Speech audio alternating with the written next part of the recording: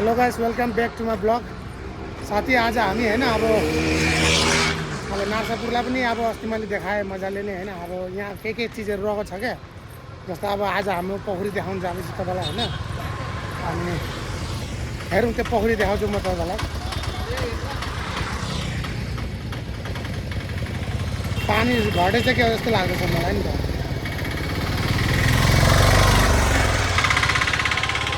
यो बाटो चाहिँ सिधै अब हैन बेङ्गलोर निस्किन्छ हैन। त्यो एक हिसाबले बाइपास हो, मेन अब हाइवे त उतापट्टि छ।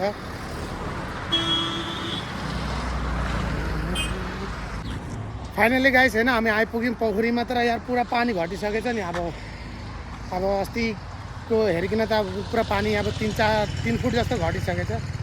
यस्तै छ मेरो पछाडि चाहिँ है यो पोखरी। अब बर्खामा त यहाँ पानी टन्नै हुन्छ हैन। अहिले चाहिँ अब घटेछ पानी। अनि एक्चुअलमा यो पनि राम्रै हो क्या यस्तो हैन। अब ड्यामसेम बानेर हैन अब यहाँ पानी राख्नु पनि। अनि यस्तै छ यसको नजारा। निकै ठुलो एरियामा पो छ त। अनि उतापट्टि जुन चाहिँ सेतो देख्दैछ हैन, सेतो सेतो बिल्डिङहरू, त्यो चाहिँ अब इन्डस्ट्री पर्छ। त्यहाँ पनि जाउँला कुनै दिन हैन, समय निकालेर है। अब फिलहाल चाहिँ अहिले यो पोखरी देखाइदिएको तपाईँहरूलाई मैले हैन। अनि यतापट्टि पर्छ यो चाहिँ नेसनल त हैन, यो अब लोकल वे हो। यो चाहिँ अब बेङ्गलोर निस्किन्छ यहाँबाट, बेङ्गलोर होस्कोटे बेङ्गलोर हुँदै जान्छ हैन। अनि अझै अगाडि जाउँ। मलाई यो ठाउँ पनि हैन प्रथमचोटि आउँदाखेरि मलाई साथीले सरप्राइजको लागि मलाई यहीँ घुमाउनु लिएको थियो कि। अनि त्यसै गरी तपाईँहरूलाई देखाइदिउँ भनेर चाहिँ मेरो विचार है। अहिले त पानी घटेछ, भले यहाँको पानी कालो छ हैन, धमिलो छ, तर माछा यहाँ भरपुर छ क्या। मान्छेमा मार्छ माछा। त्यस्तो जाल चाहिँ हान्नु दिन्न हैन। बल्छीले चाहिँ अब सक्दो अब भनौँ न मार्न दिन्छ माछा।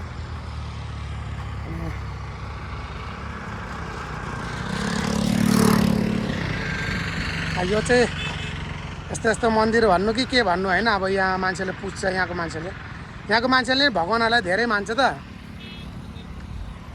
भले हैन अब पूजा गर्ने तरिका अर्कै होला, भिन्नै होला, तर मान्यता चाहिँ यिनीहरूले पनि बहुत मान्छ हैन भगवानहरूलाई, देवी देवताहरूलाई हैन।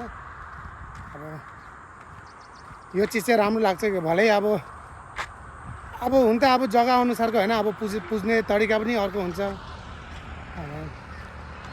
अनि भले जति शान्ति देख्छ नि यो पोखरी हैन, त्यति नै अब भनौँ भने अब यसको पनि रहस्य कहानी छ। हिजो अस्ति नै अहिले कति 2-3 महिना अगाडि हैन, अब एकजना मान्छे यहाँ माछा मार्दै हैन डुबो भन्ने कुरो सुनेको थिएँ कि मैले। म पनि आएको थिएँ हेर्नु, तर अब हेर्नु पाएन, ढिलो भयो भन्छ। म आउँदै उठाइसकेको रहेछ, मान्छे निकालिसकेको रहेछ हैन। त्योभन्दा नि अगाडि पनि भएको थियो अरे त्यस्तो घटना भन्ने कुरो चाहिँ अब सुनेको थिएँ मैले।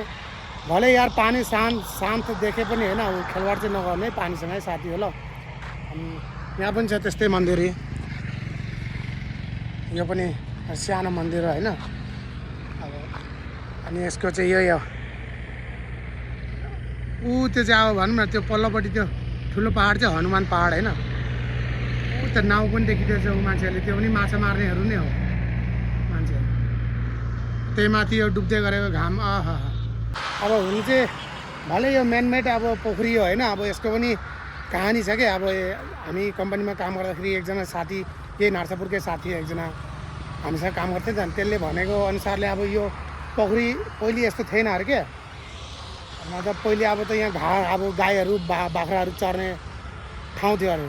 तर आजभन्दा हैन अब 10-11 साल अगाडि पानी मतलब पानी अब 1 हप्ता जस्तो लगातार पानी परेर चाहिँ अब जमेको पानी हो यो। त्यहाँबाट चाहिँ सुक्ने नाम पनि लिएको छैन र सुकेको पनि छैन। त्यसमा चाहिँ नि गभर्मेन्टले अलिकति काम देखाएर हैन। अब त्यो जुन चाहिँ म हिँड्दैछु यहाँ तल पोखरीदेखि लगभग 7-8 फुट माथि म हिँडिरहेको छु, त्यही कारणले पनि होला पानी अडेको हैन। अनि एक्चुअलमा यो राम्रो हो त यार। अब आफ्नो गाउँको हैन छेउछाउ पानी रहनु राम्रो हो, किनभने पानीको असुविधा हुन्न के। अब बोरिङ गर्दा पनि फट्टै पानी भेट्ने हैन। अब उस्तै अब इमर्जेन्सीमा त यही पानी पनि फिल्टर गरेर काम चलाउनु सक्यो। हिजो आज त के कस्तो मिसिन निस्केको छैन, तर अलिक मतलब मेन्टेन्स त छैन कि अब हैन। अब यस्तो अलिक घारी छ यो बाटो। सिधै जाँदा त भेलोर भन्ने एउटा गाउँ निस्किन्छ, त्यता पनि एक दिन जानेछौँ हामी हैन। फिलहाल एकचोटि देखाइदिउँ तपाईँहरूलाई यसरी होइन। अब योभन्दा अगाडि त अब के जानु होइन साथी हो।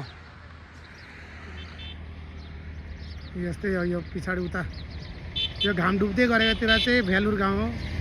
अनि यतापट्टि चाहिँ अब भनौँ न इन्डस्ट्रियल एरिया पर्छ। त्यहाँ त्यतापट्टि ठुल्ठुलो कम्पनीहरू छ होइन। एकचोटि जाउँला मैले भनिहालेँ होइन।